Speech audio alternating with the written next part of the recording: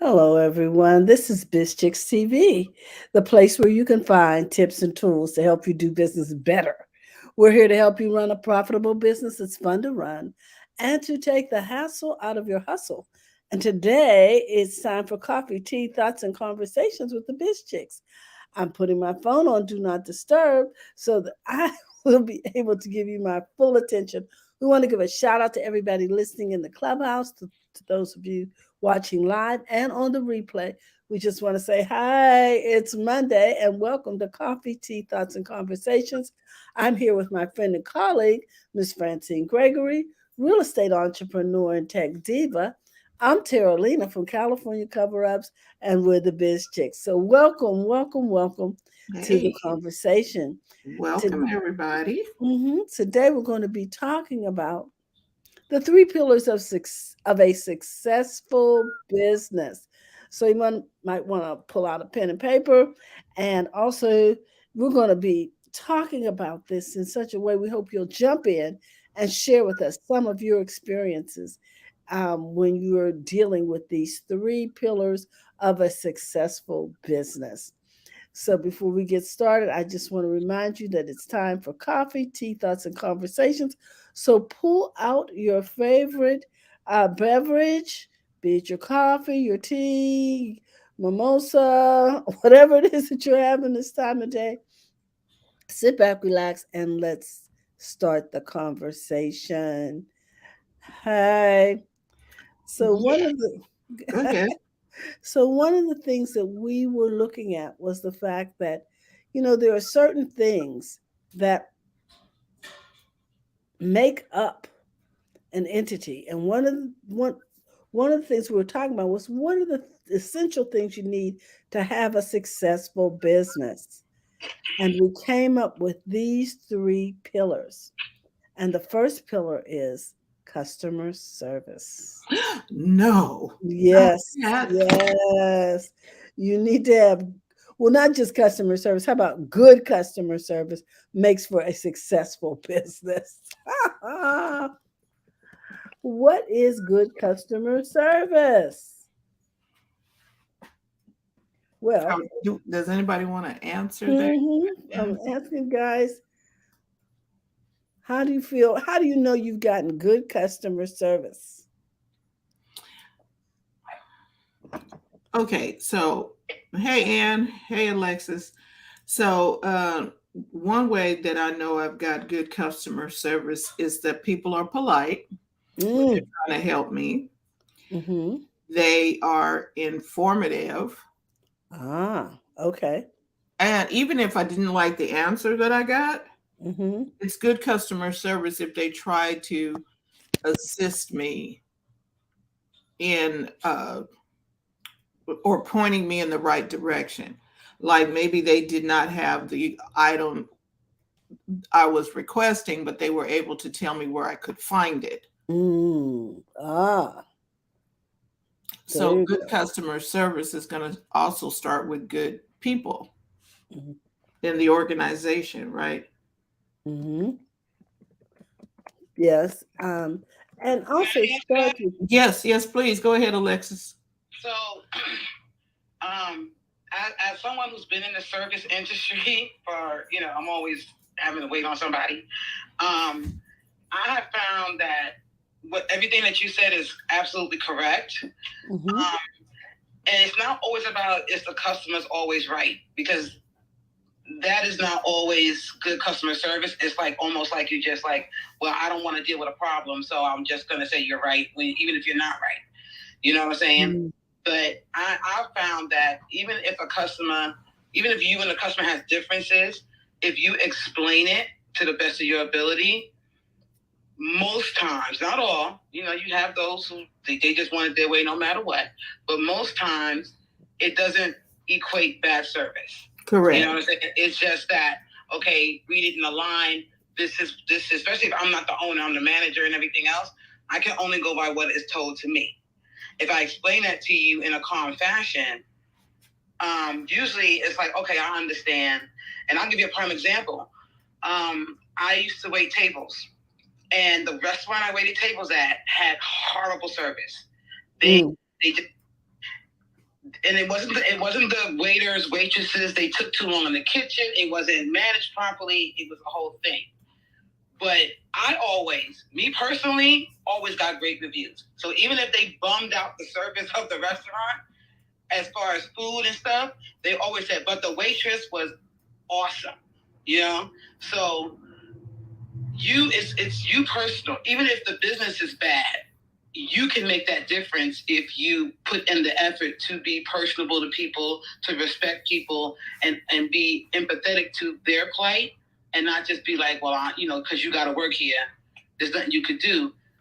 If they feel you being helpful, even if you can't be helpful, but you're being as helpful as you can, it usually alleviates a lot of problems with customer service.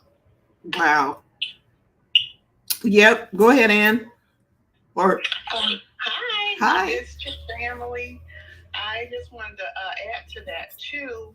I believe good customer service also comes with looking at the person's body language and how they actually listen. So they're listening to understand my issue as opposed to listening to just respond to my issue. I feel I get great customer service when they're smiling, they're open, their body language shows that they're there to receive me. And even if I'm not right, they listen to understand me so they can explain to me XYZ. Right. And we have a comment from Mark. He says, customer service is a lost art for most companies. They do not provide the agents with the power necessary to actually assist the customer. If the initial response is about the limitations according to our policy, that is an ineffective approach. Instead, repeat what you heard for validation and respond with, let me see what I can do to help you. I like that. Let me see what I can do to help you. Let me see what I can do to help is really, really good. Yeah, and that is a valid point about companies do not give you, they're so scared that you're going to quote unquote steal. They don't give you the power to help. Yes. And you don't have, there's some things that, and I was on both sides of the spectrum. I was also a manager as well as a server. There's things that you don't really have to call me for. You can make a decision. You know what I'm saying? Make a decision. If the person wants an extra scoop or something, it's not going to kill you to do it. If it's going to keep the peace, you can, and I make sure that as a manager, I'm personable enough. They say, well, I had to do this because she was, and I'll be like, yeah, it's fine. It's no problem. Because the stuff that really takes money from the company is not that one scoop. You know what I'm saying? But that bad review you're going to get is going to perpetuate forever. So, but if managers and companies don't give you the power to expect good customer service, that becomes a problem. And then it's like it's you when it's not you. But sometimes they know it's not you because when you look like you're doing your best, they know it's not you. They know it's the manager. So then they'll go to the manager and start talking, but they won't say nothing about you. It's like, well, why won't y'all allow this stuff to, you know what I'm saying? Right. So you can get customers speak up for you when, even if they know you're trying to help and you can't do something, they'll speak up, because I've had that happen quite a few times. Yes. So if you're running a business, it's important to empower your employees to be able to make some executive decisions that could keep you from receiving a bad review. And I would like to say this, if you're just starting out in your company, whether you're a solopreneur or whether you are been in it for a minute and then you are seasoned, go sit down and do your customer service policies first. Write out the scenarios. If this happens, then we will do this, and get those scenarios down, because at that point, people will know how to respond to a given situation. They have the frequently asked questions on a website. We might need to have some scenarios already drawn up based on your own personal experiences. And then you have a handbook to refer to. You understand what I mean? Not everything is going to be in it, but at least you have an idea of how you want to respond to a particular situation. And you have a consistent policy Right, because you don't want to treat one customer one way and another customer another next. You know what I mean? You don't want to have a schizophrenic response, right. and have these reviews coming up saying, "Well, when I had that situation, this is what happened to me," and then it makes you look like you're just Like off you the don't rail. care Yeah, or that you're just schizophrenic about how you just whatever you wake up and feel like doing that day, you're just doing it. and you didn't think about it. Mm-hmm. Mm-hmm. So Mark has another comment. He says, when a customer asks to speak to a supervisor, it is inappropriate for an agent to tell you, they're just going to tell you the same thing. You don't decide what the customer needs. If they want to speak to a supervisor after you have attempted to assist, do not argue. Just do what you can to connect them. The lack of basic customer service skills is exhausting. And another thing, if you are a truly customer oriented company, if you are a truly customer oriented company, stop utilizing a phone tree that is clearly designed as a means to prevent you from actually speaking to a human. Mm. Now, I can say this about a couple of what I've seen and I've experienced. I have T-Mobile for my mobile phone service. They get you to a human real quick. Mm. I'm talking about they were, and I guess they listened to people because people did not want to talk to the little bots. And they will, when you call in, they will hurry up and get you to a human to help you. And could it be because it's so easy to switch companies nowadays? Oh, don't worry, we'll switch you out. Just But I appreciate the effort they went through, and I mhm. think they did this a few years back where they when you call in, you're going to talk to a person. Yeah, it is really tough. I tell you, what another thing that's very annoying when it comes to customer service is after you've spent time talking to the representative, you ask to be transferred, and suddenly your call gets lost or dropped or whatever they want to call that, And disconnected. and you don't want to assume that they did it on purpose. Mm-mm. However, But with the advent of social media and where you can go to social media and declare your experience, it's not a mhm, good idea to not try and help somebody mhm, or not go the extra mile to help, because they can blast the fact that you disrespected them or mhm, you mhm. discounted them or whatever the disc might have been because you. Now let me say this. Have you noticed there are fewer Nordstrom stores? And the fact that they started having vendor spaces within the store, I wonder if that affected their reputation for good customer service. Oh, you mean that incident that we had when we went to go buy, was it some makeup we And wanted to makeup, buy? Yeah, and some perfume too. right. And Nordstrom is normally known for their customer service. Exceptional But we customers were talking to a kiosk operator that was with someone who had a kiosk who had, inside yeah, bought Nordstrom. a counter.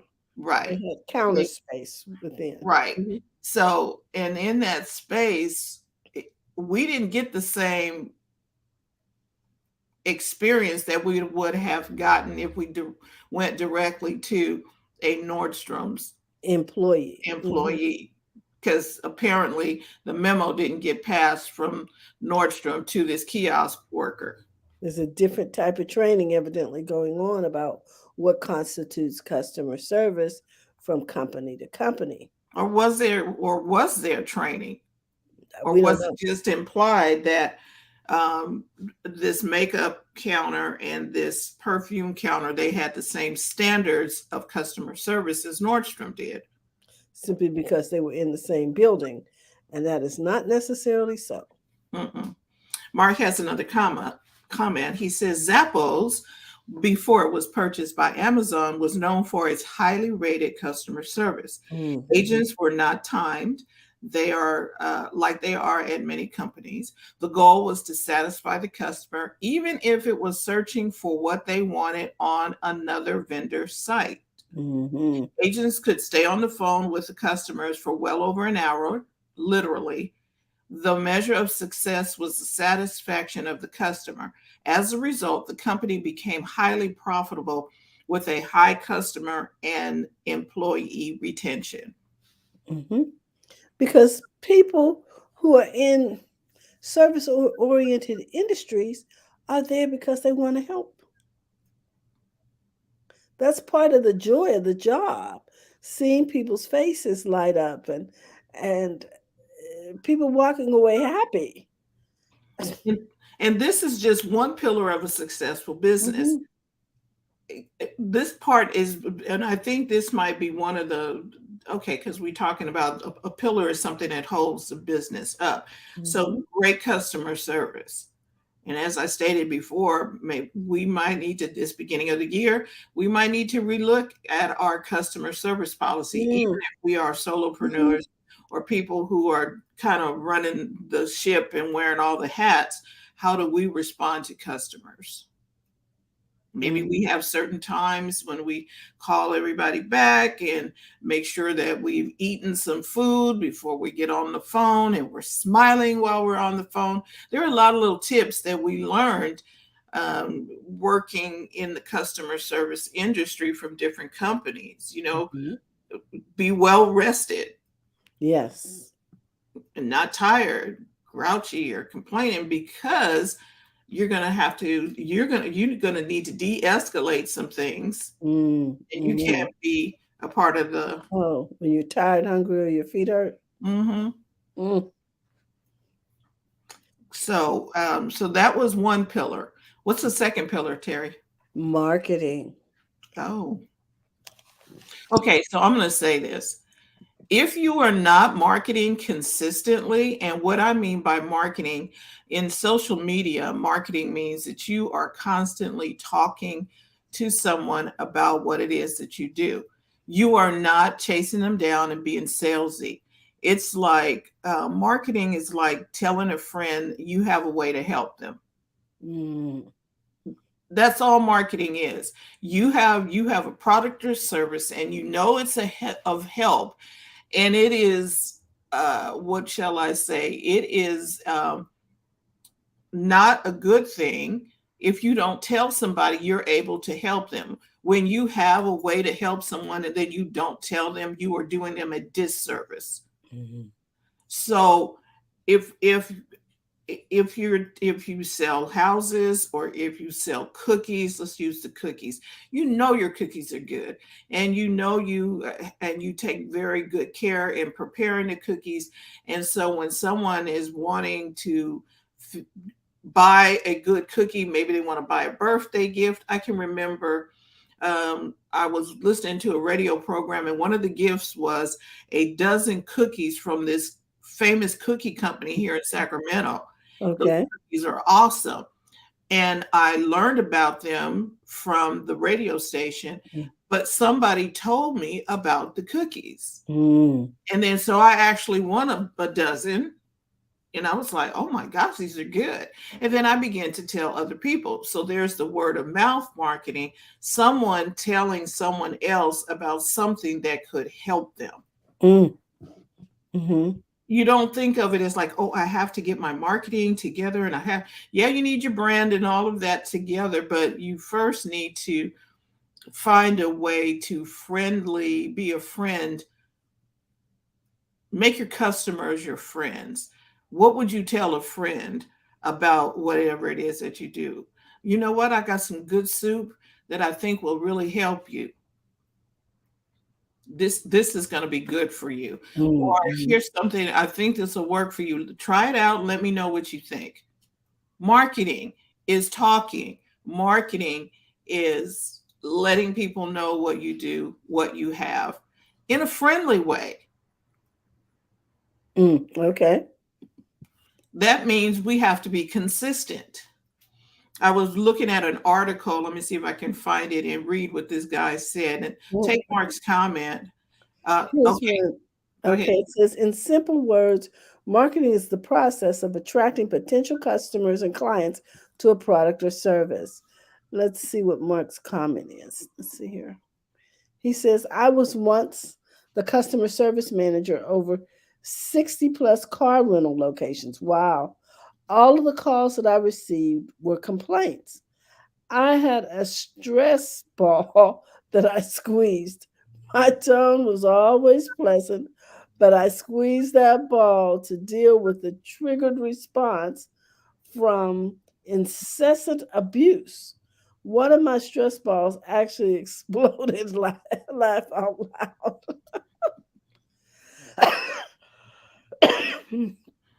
Yes, Mark, I understand. I can remember going from having all the time in the world to address individuals' complaints to someone coming and putting an egg timer on my desk, letting me know that I only had 3 minutes to field that call. Okay, it's time to change jobs. Okay, because I'm not doing this with y'all.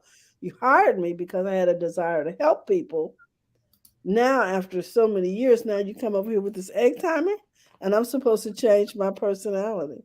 So I found that extremely stressful, Mark. So I feel you. I feel your pain. I can't imagine going to work knowing that all you're going to do that day is field complaints and not be able to help people or take verbal abuse from people. Yeah, that's a lot. My stress ball would have exploded too. So I read this article by John Acuff, Hmm. and he was saying the one reason why people are not seeing the goals and things that they want is Hmm. because they're not consistent. They start out, maybe you have a really great product and you start telling people, then you just like, and you stop. Or maybe you start and you started a project, an idea, or maybe you decided you're going to write a book and then you write a couple of chapters and then you just kind of and let it go and not continue the process. Hmm.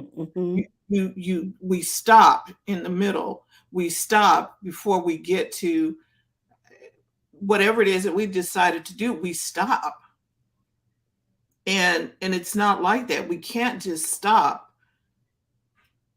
What happens if you stop rowing in the middle of the lake? Right, you're going to just be in the middle of the lake, You're and not. that You never make when's it to shore. Yeah, go ahead. when's the last time you talked Mm, to your clients about whatever it is that you've got coming up? mm, And that is what we're talking about, especially with social media. You are constantly, what do we talk about? EIEIO. mm-hmm. You're entertaining, informing, educating, and then offer. And you do that all the time. It's consistent. EIEI, Oh. EIEO, EIEO. Entertain, inform, educate, offer. Mm-hmm. And you're going to constantly do that. Tell them what you got going on. Show them what you have going on. Dryer Buzz does it all the time. She is showing you how she makes the soap and educating you on what goes into the soap, entertaining you with little things like, oh, I messed this up and I accidentally mixed this color. And so I got this weird color looking soap, but I think it's kind of cute. And so you were entertained by that. And then she offers you, hey, I got my $5 Fridays or whatever she's got going on. So there's the E, which is educate or entertain. IEO, and entertain, inform, educate, offer. And we need to be doing that all the time. So you might spread it out on a calendar. Terry Johnson online, she'll be here tomorrow. She shared something with us last week that made it so much easier to just go in there. If I have to write content for whatever I'm going to do, I can put in there like we did today. We are talking about this because I wrote in there 3 pillars for a successful business. I put it inside Magic. I put it inside Magic Right. You push the side of your there you go. If you push the side button, it'll take care of that. So I put that in Magic Right in Canva and was able to come up with an article that we're sharing with you all today. The 3 pillars of a successful business. Pillar number 1 was customer service. Pillar number 2 is your marketing. Talking about what you do. And Mark has a comment. He says, I refused a job once because they insisted that the agents use the script. I wanted to modify the script to align with my personality. They wouldn't allow it. So I said, no thanks. They were more interested in being right than customer satisfaction. And you do need to modify scripts. You do need to modify, a script should just be a guideline. In real estate, some companies want you to follow the script word for word. And I'm like, Mark, that is not how I talk. And I never used that. I always formulated my conversation from the perspective of the person I'm talking to. What I want to hear that. No, I need you to answer my questions. And so you need to be flexible with how you speak to people. So in marketing, it's the same way. You're listening. Part of the marketing is listening, going online, doing social listening. Okay. But you need to be consistent with it. The educate, inform, entertain, and offer needs to happen over and over and over again. You might get bored doing it, but you can never stop doing it. I don't care how bored you get, you keep doing it. Every week, you need to educate, inform, and maybe these could be 1 a week if you want to, or 2 or 3 throughout the day. There is no magic formula for how many posts you have to do, but you need to educate your audience, inform them, entertain them, and then offer them something. Hey, Fraser's over here in Facebook. Then you offer something, and Gary V calls it jab, jab, jab, right hook. You give more than you take, meaning you give valued information that's going to help them, and then you ask for the sale. Not saying you don't ask for the business and don't ask for the sale. You just don't. It should not be the only thing coming out of your mouth. Is like they're always asking me to buy something. And so let me see. I got a couple of comments over here. Beverly was listening. Hey, Fraser, and Fraser is over in Clubhouse as well. Okay. So what we're talking about are the 3 pillars of a successful business. The first one being customer service. The second one, marketing. And the third one is financial management. And this one is interesting because you need to track your money. You need to, and I've said it before, even if you have to do it the old school way and get that brown book out, like how much money came in, how much money went out, or you get a bookkeeper. You need your tax preparer. You need your accountant. You need to make sure that part is taken care of. And so what did we learn from that? Let me look at my notes here on the financial management. in this article that we wrote. Well, we talk about this a lot on Wednesdays with Coach Karen. You Mm-hmm. know, the fact that you need to track what you're doing, because a lot of times you think you're not making money in your business when you really are. And also so that you can see where the money is coming in, which stream is actually making a profit. Do you need to make some adjustments? Things of that nature where you don't know, if you don't know how much it's costing you to really do business. Right. And Anne says newbies can use something like QuickBooks, which Mm-hmm. will help you track everything. You can send things over to uh, your tax preparer in a format that they can use instead of all the stuff being in a shoebox with a bunch of paper. Or you can hire somebody like Janice Jordan and her Mm-hmm. company that they help with accounting. And so maybe bookkeeping is not your thing. Get some help. There are people within the BizChicks community that we trust that you can contact who'll take good care of you. Or if you know of somebody, please let us know who they are, because we need people who will look out for the best interest of our community. Mm-hmm. Mm-hmm. Mark has a comment. Mm-hmm. And he says, let's not forget the foundation upon which these pillars need to be built. A clear vision. It may sound basic, but I can tell you that there are many businesses that do not actually have a vision, or they haven't bothered to revisit it as they continue to Mm-hmm. evolve. As my business card states, who do you want to be? Mm-hmm. And are your activities lining up with who you want to be?